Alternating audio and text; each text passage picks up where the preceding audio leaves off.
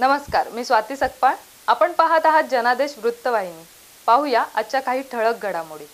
आपण पाहत असलेल्या या दोन खाली खुर्च्या व त्याच्याच शेजारी असलेल्या एका खुर्चीवर बसलेले मनसेचे बेलापूर विधानसभा उमेदवार गजानन काळे हे चित्र आहे नवी मुंबईतील वाशी येथील छत्रपती शिवाजी महाराज चौकातील. बेलापूर विधानसभेतून निवडणुकीच्या मैदानात उतरलेल्या भाजपा महायुतीच्या विद्यमान आमदार मंदाताई म्हात्रे आणि तुतारी हाती घेऊन महाविकास आघाडीतून निवडणूक लढवित असलेले संदीप नाईक यांनी त्यांच्या कारकिर्दीत केलेल्या विकासात्मक कामाचा लेखाजोखा मतदारांसमोर मांडण्याकरिता मनसेचे उमेदवार गजानन काळे यांनी खुले आवाहन केले होते. मात्र या खुली चर्चामध्ये हे दोन्ही उमेदवार अनुपस्थित राहिल्यानं आता मतदारांनीच ठरवावं येत्या 20 तारखेला कुणाला मतदान करावं, असे या प्रसंगी मनसेचे उमेदवार गजानन काळे यांनी म्हटलं आहे. आतापर्यंत राजकारणी बंदिस्त दरवाजा आड चर्चा करतात असा एक सार्वत्रिक अनुभव आपल्याला सगळ्यांना आहे. मी या बेलापूर विधानसभेत अमेरिकेच्या राष्ट्राध्यक्षाच्या निवडणुकीत ज्या पद्धतीने लोकांमध्ये जाऊन खुल्या मैदानात एक खुली चर्चा केली जाते आणि निवडणुकीतले उमेदवार त्यांनी नेमकं काय काम केलं आणि ते भविष्यात पुढे त्या शहरासाठी, जिल्ह्यासाठी, प्रदेशासाठी काय काम करणार हे सांगत असतात. त्याच पद्धतीचा एक अनुभव प्रयोग करायचा आम्ही नक्की प्रयत्न केला. जे दोनही उमेदवार आहेत, म्हणजे बेलापूर विधानसभेत मागील 10 वर्षात सन्माननीय मंदाताई म्हात्रे आमदार म्हणून होत्या.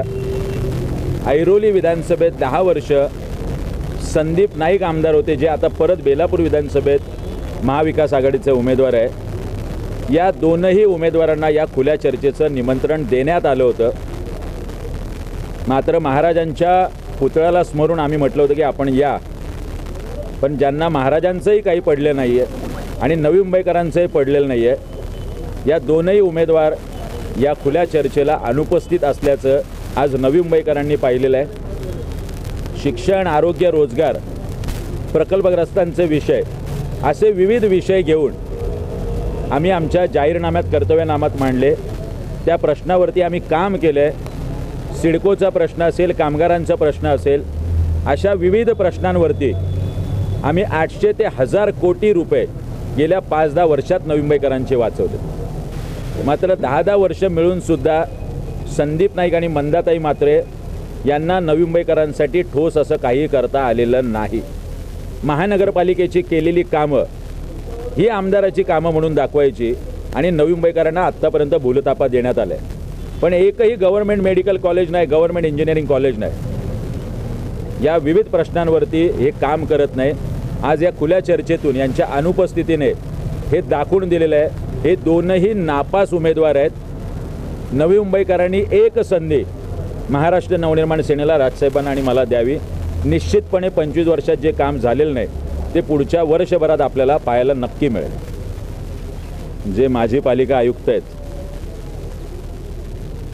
त्यांनी आयुक्त असताना केलेली कामं मुळात त्यांनी आता जाहीरनाम्यात दाखवणं हेच संकेत नाही आहेत, कारण ते टॅक्सपेअरच्या पैशातून झालेली कामं आहेत. एवढा संकेत, एवढा नियम ते खूप मोठे सन्माननीय आहेत, त्यांना कळायला पाहिजे. पण तरीसुद्धा ते कळत नाही आहे. ते अत्यंत डेस्परेट झालेत. शिंदे गटातून साहेबांना तिकीट मिळालं नाही, मग त्यांनी तुतारीचे बॅनर लावले. तुतारीच्या बॅनरचं पेस्टिंग पण सुकत नाही, तर तेवढ्या संदीप नाईकांनी बोली जास्त लावून यांनी कमी सांगितलं असेल तर यांनी 25 करोड लावली आणि जयंत पाटलांनी सौदेबाजी केली आणि तिकीट त्यांना दिलं. जबाबदारी यांची आहे, ज्यांना 10-10 वर्ष लोकप्रतिनिधी म्हणून नवी मुंबईकरांनी संधी दिली. त्यामुळे मला वाटतं या दोघांना मी बोलवलं आहे.